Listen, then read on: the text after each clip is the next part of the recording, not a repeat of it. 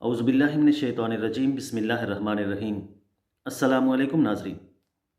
انتہائی افسوسناک خبر کے ساتھ ظہور اوان آپ کی خدمت میں حاضر ہے۔ آج تحریک لبیک یا رسول اللہ کے سربراہ امیر المجاہدین حضرت علامہ حافظ خادم حسین رضوی اس دنیا کو چھوڑ کر دار بقا کی طرف رخصت کر گئے۔ اللہ تعالیٰ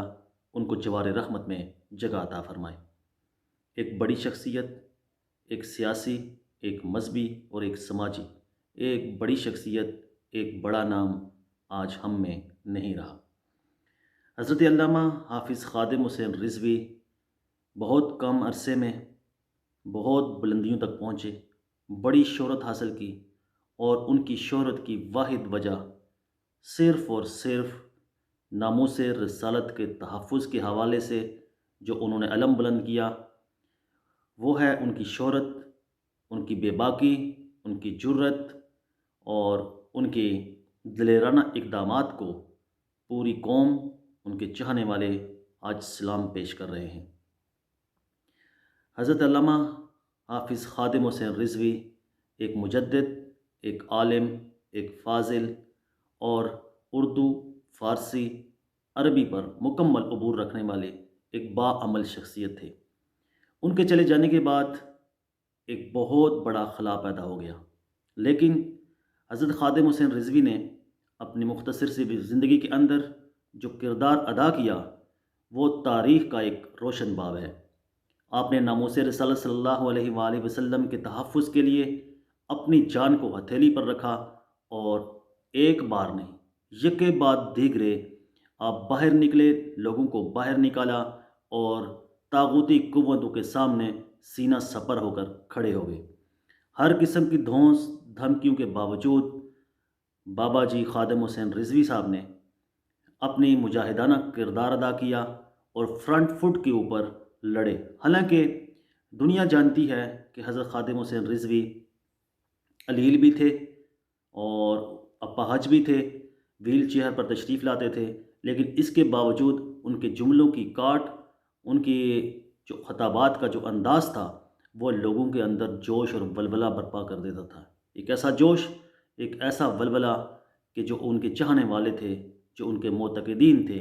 وہ جان ہتھیلی پر رکھ کر سڑکوں پر نکل آتے تھے۔ یہ وہ شخصیت تھی جن کی وجہ سے پاکستان کے اندر اور پاکستان سے باہر انٹرنیشنل لیول کے اوپر بھی جو قوتیں ہیں، لبرل قوتیں، وہ بڑے تحفظات کا شکار تھیں۔ ان کو بڑے تحفظات تھے کہ ایک ایسا شخص جو پوری طرح صحت مند بھی نہیں ہے، لیکن وہ باہر نکلتا ہے تو اس کے ساتھ لاکھوں کا مجمع نکل آتا ہے۔ تو یہ وہ کردار تھا، خالص کردار تھا حضرت خادم حسین رضوی کا، جس کی وجہ سے لوگ ان کے ساتھ نکلتے بھی تھے اور چلتے بھی تھے، اور دنیا نے دیکھا کہ دونوں بار انہوں نے لانگ مارچ کیے تو دونوں بار انہوں نے آخر دم تک وہ کارکنوں کے ساتھ روڈ کے اوپر کنٹینر میں موجود رہے۔ تو ناموس رسالت صلی اللہ علیہ وآلہ وسلم کے تحفظ کے لیے جو مجاہدانہ کردار حضرت خادم حسین رضوی نے ادا کیا، یقیناً وہ پاکستان کی تاریخ کا ایک روشن باب ہے۔ اس کے ساتھ ساتھ جو ان کا جو سیاسی کردار تھا، وہ جب آئے سیاست کے اندر، تحریک لبیک یا رسول اللہ صلی اللہ علیہ وسلم کے نام سے پارٹی رجسٹر کروائی، اور پھر جب 2018 کے الیکشن میں حصہ لیا تو دنیا نے دیکھا کہ وہ پنجاب کے اندر تیسری بڑی قوت بن کر سامنے آئے، اور ان کی پارٹی نے اتنے زیادہ ووٹ حاصل کیے کہ وہ تیسرے نمبر پر آئی۔ تو یہ ان کا مجاہدانہ کردار تھا، جس کی وجہ سے طاغوتی قوتیں بڑی فکر انگیز تھیں، بڑی پریشان تھیں۔ لیکن حالیہ دھرنا جو تھا فیض آباد کا، اس کے اندر جب وہ آئے، اگرچہ وہ لیٹ آئے، اس کی وجہ یہی تھی کہ ان کی طبیعت انتہائی ناساز تھی۔ ان کو ٹمپریچر بھی تھا اور سانس کی پرابلم بھی تھی، لیکن جب شیلنگ ہوئی تو اس شیلنگ کی وجہ سے ان کی طبیعت میں زیادہ خرابی پیدا ہوئی، لیکن اس کے بعد جب آج انہیں اسپتال لے کے جایا گیا تو آج وہ اسپتال جاتے ہوئے راستے میں اپنے نبی کے حضور پیش ہو گئی۔ حضرت خادم حسین رضوی ایک ایسی شخصیت تھی جن کو ہر مسلک، ہر نظریے کا آدمی دل سے چاہتا تھا، چونکہ ان کی بیانات کے اندر اور ان کے خطابات کے اندر اخلاص تھا۔ وہ جو کہتے تھے وہ دل سے کہتے تھے اور لوگ ان کی بات پر لبیک کہتے تھے۔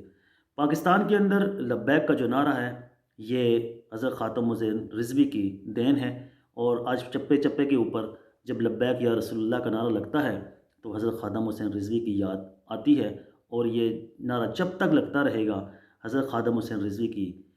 یاد لوگوں کو آتی رہے گی، اور ان کا کردار نہ صرف تاریخ کے اندر زندہ رہے گا بلکہ آگے چل کر انشاءاللہ یہ تا قیامت ان کے اس کردار کو لوگ بخوبی جانتے ہوں گے، پہچانتے ہوں گے، اور ان کے اس کردار کے معترف ہوں گے۔